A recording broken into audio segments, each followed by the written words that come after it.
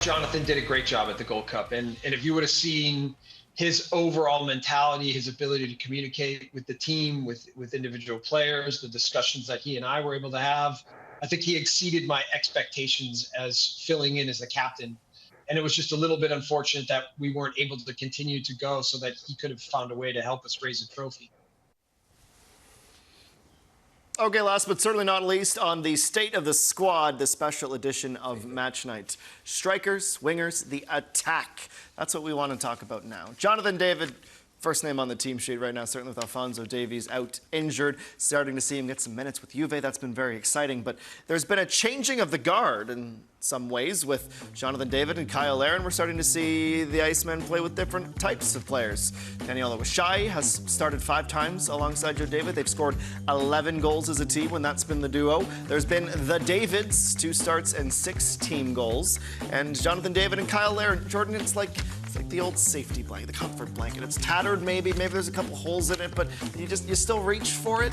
Is it time to retire the blanket? Hold on, you're speaking from experience, though. I feel like there's some trauma. I know there's a little bit of trauma there. I'm not quite sure. Look, I have a lot to say, but KJ, I really want you to start us off with this one because because the reason why I just want you to just lay down the foundation first about these guys because I have so much to say about the strikers. Like this, I could go on for days. What are you waiting for? Okay, let's do it. So you want cameras and you want to host the show too? No, I don't want to do that. So I just thought KJ was going to put some stuff out first. No, but we have a poll. Do you want to see the poll? Yeah, sure. Let's do that. Let's show the poll. Let's show the poll. This is the People's Show, okay, cool. The State of the Squad. Yeah. Because this one was an interesting poll, right? So like that's going to give us a jumping off point. Number. Okay, so who should start, or who should partner, pardon me, Jonathan David in attack for Canada? 69% of you said that the nicest partnership was Joe David and Promise David, or the Daves, as Ill Will 403 calls them.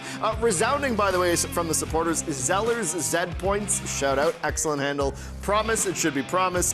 Handy Andy says Promise David, and 50-50 says Promise David. Daniel Awashai got 16 points. KJ, Kyle Larin is 3rd on that list. I've got a lot to say, but I'm not getting it. Can one of you say something? The man to my right. Can one of the analysts analyze? I will get to Larin. Go ahead. I have a lot to say. I think Larin gets a lot of disrespect. I'm going to start calm. Quickly. I think Larin gets a lot of disrespect. A lot. Does he ever? A lot. Like a lot. Too much for me. And people are so quickly, and this is what happens. I can go on about in the world right now how you just quickly want to move from one thing to the next. Respect this man and respect his movement 100%. And the fact that he's locked in and could do a job absolutely for this country. But what I really want to say, the headline, the 69% that you see from Promise David, I said weeks before, whenever we had a show about him, to unleash him. But how I really feel is if you're trying to take over a city, you're trying to knock down buildings, do you really leave Godzilla on the bench? You don't. You make sure that you free him and he's able to do the stuff that he needs to do. But when I look at Jefferson, Larin, Oluwaseyi, Promise David, it's all about this year, KJ. Like, it's hard to say who I love when you have to have that form going into June. That is imperative.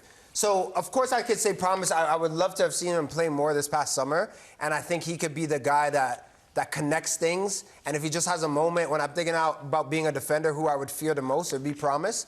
But it's all about this year and who really shines the most. I like where you went there because I think with strikers in particular, it's the form that's the most important. Has to be. Right? We talked a lot about the different positions and we want Kone to play a lot and certainly we want Derek to play a lot and we want to get Moyes back and get them ready. But I think they know that when they put them to play that first game of the World Cup, we know what we're going to get out of them. But I think we've seen enough covering the sport, and I've been blessed to do it for a long time, that forwards are up and down, and the strikers... I mean, let's talk Kyle Larin. Yeah. He wasn't himself this summer. Why wasn't he himself this summer? Because he's been playing for such a negative team in Spain that he barely gets a touch on the ball, and he's lost his confidence, right? He scored 1 goal in 20 games under Jesse Marsch, right? This is a player that went through a period of time where he scored 17 in 24. And I'm with you, by the way. He's got 11 1-0 goals for Canada. This man scored a goal. I was in the stadium in Frisco when this country was on its knees after getting beat by Jamaica, and they weren't even going to make the Copa America. And that game was so nervous that everyone forgets about it now. Yeah. He got that goal that got everyone to have that wonderful summer to get them to Copa America. Big finish. A massive, important goal at that moment. And he's done that time and time again. And the other thing about Kyle is that it's been proven that he and Jonathan David work really well together. Their numbers are outstanding. And I know everyone wants to talk about goals, but it needs to be said that in the international game, you strip down Jonathan David's numbers, and they're brilliant, by the way, but strip them down apart from the really, really minnows when he played in the World Cup qualifiers, he's 1 in every 3. So what do we want from, like, it's hard to score international goals, okay? And he's going through a rough time at club, and he's going to get that sorted out, and he's going a rough time here. But it's clear that the confidence level, he needs to find it. I want to see the Kyle Larin with his shoulders high and bullying teams and have the body language out there and be confident and brash. And the Kyle Larin I only saw there this year was in the summer, and it was in a press conference. And he got named captain before Ivory Coast, and he sat next to Jesse Marsh, and Jesse Marsh went on like he was a boxing promoter about to put a heavyweight fighter in the ring. Because the way that he talked about Kyle Larin being the foundational leader, following his blueprint, being mentally strong and confident, that was the Kyle Larin that he needs now, that Jesse Marsh talked up at that moment. And I think that number, that percentage, probably reflects that Canada have just seen how he's been out of form the last few months. I want to jump in and play devil's advocate. I don't want to open this can of worms. I think 2022 Qatar, Canada surprisingly makes it to the World Cup. There's this piece of like, well, Milan Borjan's been so important to get us to where we are now. Kyle Larin's big piece of the team. Atiba Hutchinson, no question. Like those were the moments you celebrate. Do you not fear that if there's, well, he's done past tense, so much for country that we can't just discard him now. This is a big moment. We've been gearing up for it when form is so important for strikers. So if Jesse Marsh goes to him for Romania-Wales and he's invisible, lackluster, say he has a poor camp, is it not time to say, okay, we need to give a run to players that might take us to something more special in the North American? I think they're already doing that. He didn't start a game in the Gold Cup.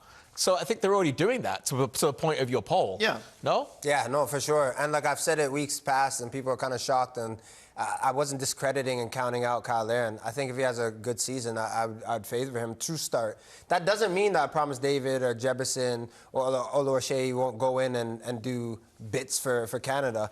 But I just think about the tactical blueprint. I think about the way Jesse Marsh wants to play, and he's not shaking it up for anyone. He's not cutting corners and saying, oh, well, you don't have to press. He wants everyone to be on the front foot, making waves and making things difficult for the opposition. So someone who understands that tactical blueprint the most today is still Kyle Larin. Now, that's still by a margin. It's still Kyle Larin. People don't want to hear that because it's like, oh, well, he's older, he doesn't score goals. Which, by the way, someone who's 30, you still produce magical moments. Like, everyone's thinking, as soon as you hit 30, you can't do that anymore. I understand the love of Promise David. I think he's class. I understand the love of all these why, Jordan? So if you're getting 70% of the supporters, and every time he's not getting minutes, you can hear the pitchforks sharpening from in the studio, where is that appeal? What is it about this person who still is at the beginning of his Canadian career that is so intoxicating to the supporters that they would put him so high on the list? About Promise? Yes. Yeah, it's because of how he moves. The fact that he's 6'5" and he can score goals. He had a heck of a season in Belgium. And when people think about Promise David, they think about this. Maybe not having the best game against Ukraine, but has a moment. I kind of talked about it a bit in terms of putting on my shoes if I was a defender. If I'm going against Kyle Larin, I'm like, okay, I don't want this guy in the box, KJ, because then he can bully me. He's good with his movement. But if I'm going to have nightmares about any player outside of Jay David, it would be Promise David.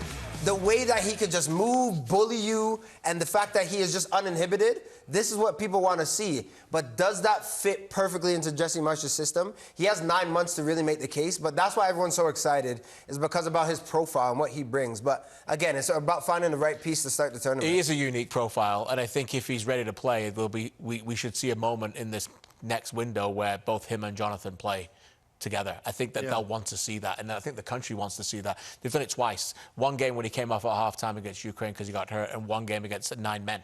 So we haven't seen anything in the body of evidence to think if these guys can play together yet. Okay, 90 seconds, have to go quick, but a word on the wingers. Tajon Buchanan is back from his injury. He seems to be in a better club place. It seems like we're getting closer to that confident Tajon again.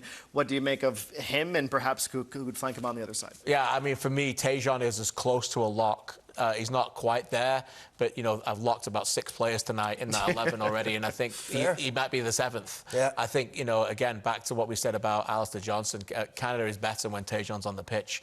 And I spoke to him a lot about this. He understands that responsibility, that he knows that without him on the field, Canada can only get so far. He can elevate them, and he brings pace. We saw what he did to Ukraine, some really top-class international defenders there. Yeah. So, you know, we want him playing consistently, and I think, you know, for me, he's the best of the bunch on the wide players. KJ is the best player in Qatar for me, hands down, no question. It was great to see him this summer, Tajon, to get back to that swagger and playing free and just wanted to express himself and run at players. Also love the left side as much as I think Davies might do. Okay, so say Jesse Marsh doesn't listen to little old me, Liam Miller coming back, Ahmed. There's so many options as well that could be more than competent to play that role and to play that high-pressing system that Marsh likes.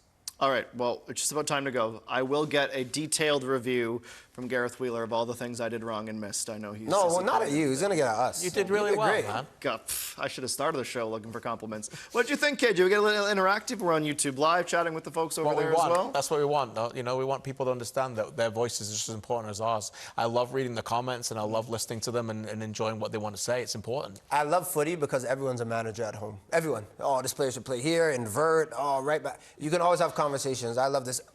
Football is that only job where everyone at home feels like they can do it. I said this to somebody within the squad this week, that it shows the pulse of the country and how much they care when people are talking either very negative about a player or positive. And there was once a time where there was just nothing about this. So, look, here we are in this wonderful country, 9 months away from the greatest tournament being kicked off in this country, talking about the state of the squad, and long may that continue. Exciting. Yeah. All right, we'll do this again, like KJ said.